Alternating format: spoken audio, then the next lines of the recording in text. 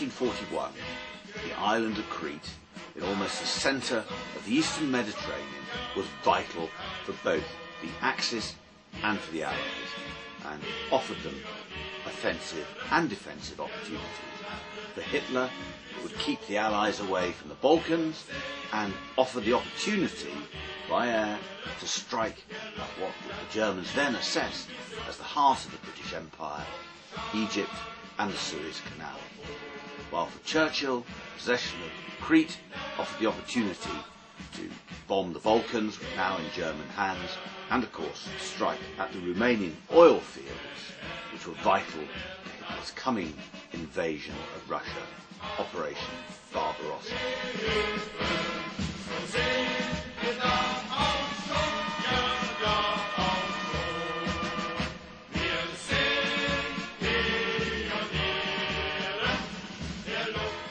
Mounted in the shadow of the preparations for Operation Barbarossa, the use of General Kurt's students' airborne forces offered the Germans the possibility of taking Crete in a quick and economical way by dropping by parachute and flying in by glider and JU aircraft, the Airborne Division, who would fan out across the island, and with the support of air landing and some amphibious convoys that would come along later, in no time the island would be in German hands.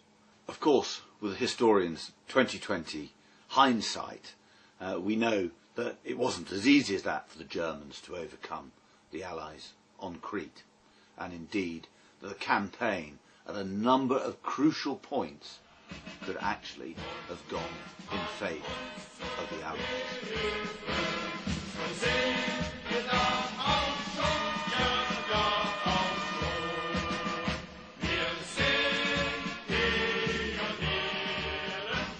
The Allies, principally New Zealanders, Brits and Australians on the island of Crete, were more numerous than the Germans, and Ultra revealed that the Fallschirmjäger force committed to attack Crete was outnumbered by the Allies.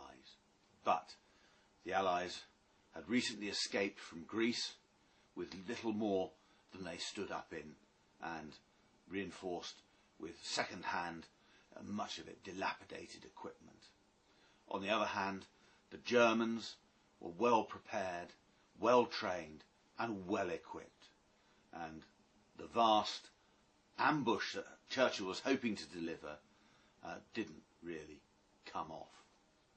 The fighting on the first day revolved around the capture of the Tavranitis Bridge, the Malmö airfield and the vital Hill 107, all within a remarkably small area that dominated the fly-in of German reinforcements. Eventually, Hill 107 was ceded to the Germans, and from that moment on, the Germans inexorably built up their force and headed for victory.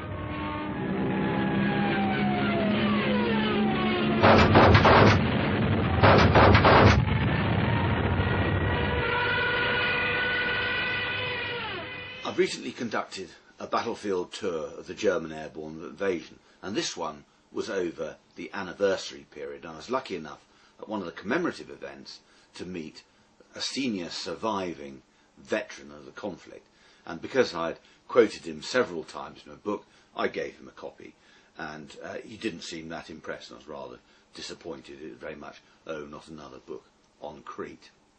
But I shouldn't have worried, because a couple of days later at another commemorative event, he made his way towards me in that purposeful way that only senior veteran military officers can, and said, "Your book, I liked it." And I sort of smiled broadly, and he told me that it was different because it focused on the soldiers, the fighting, and telling the story of the battles.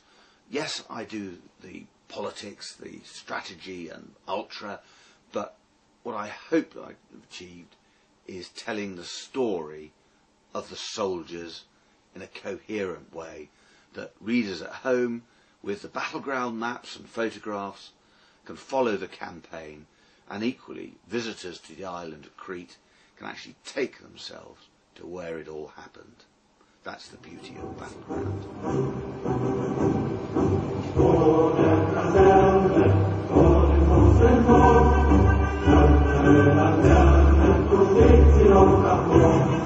So wollen wir uns wiedersehen.